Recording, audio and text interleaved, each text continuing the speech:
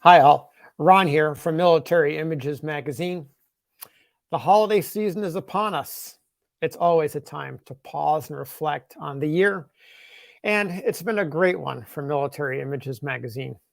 I'm grateful. I'm so grateful to the subscribers, the collectors, the contributors from across the United States and the world, and of course, our advertisers.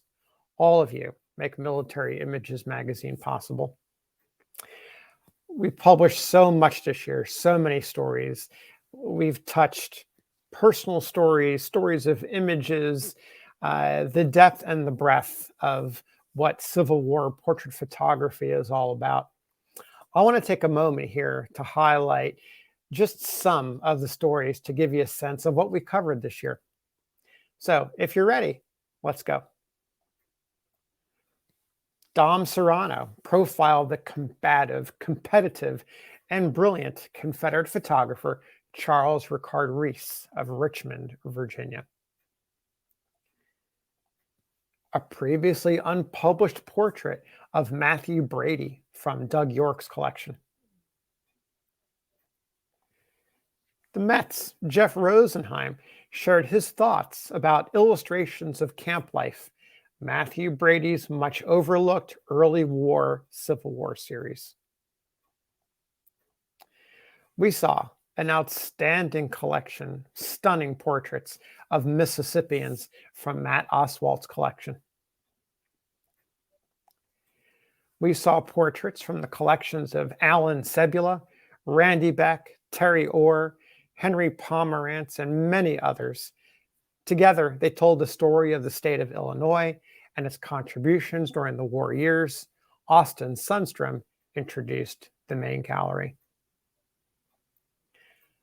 Mike Houston curated an amazing gallery of dozens of images of Iowans who responded to President Abraham Lincoln's call to arms. These folks left their small farms on the frontier, the very outskirts of the Union, to fight for the country and the Constitution and liberty. Chuck Joyce paid tribute to the U.S. regulars at Gettysburg in his story, How They Went Forth to the Harvest of Death.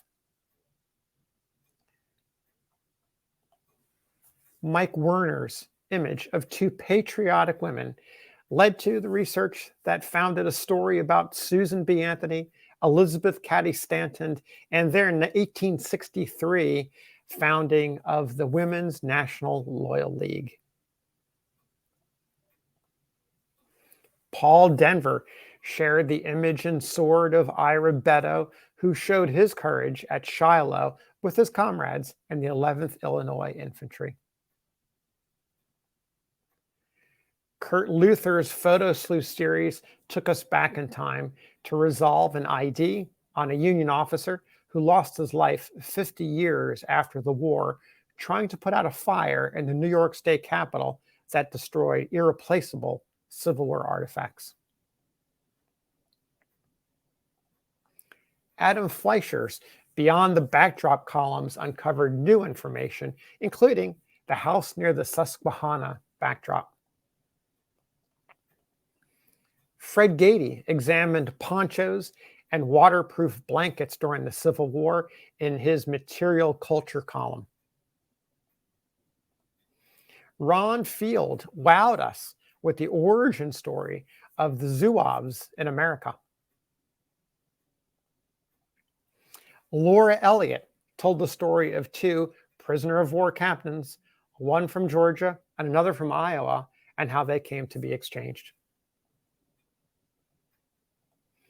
Nick Panaccio and I teamed up to shine a light on Abatypes, a bold experiment in mass-produced wearable melanotypes. Gene Saliker profiled pioneer Arkansas photographer Thomas W. Banks and his iconic image of the Sultana. John Messner discovered a previously unpublished image of Johannes Willey, the Scottish captain of a Confederate blockade runner. Mike Fitzpatrick shared his previously unpublished image of John D. Billings of Hardtack and Coffee fame. David Holcomb profiled the rise and fall of Union spy chief Lafayette Curry Baker in Scoundrel. Allison Renner wrote about Sarah Humphrey Bustill of York, Pennsylvania, who participated in moving enslaved people along the Underground Railroad. Ross Kelbaugh shared the image and story of Elizabeth Fairfax, who escaped slavery in Mississippi and found a temporary home as a camp servant in the camp of the 26th Iowa Infantry. We met several Medal of Honor recipients, including First Lieutenant James Hill of the 21st Iowa Infantry. We also met soldiers buried at Arlington National Cemetery. They include Ezra Westcott Clark Jr., pictured in this portrait from the Dale Neeson collection. Thanks to Dale's followers in the Facebook group The Image Collector, we surveyed backmarks of carte de visite photographs. Perry Froney tested our abilities to pick out faked images in a contest that was extremely popular with our audience.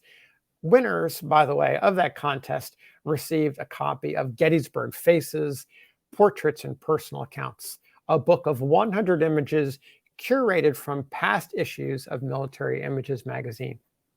So with that, I want to leave you with best wishes for a happy holidays. I hope you had a wonderful 2022, and I look forward to being with you and continuing on with Military Images in the next year. So until then, take care of yourselves.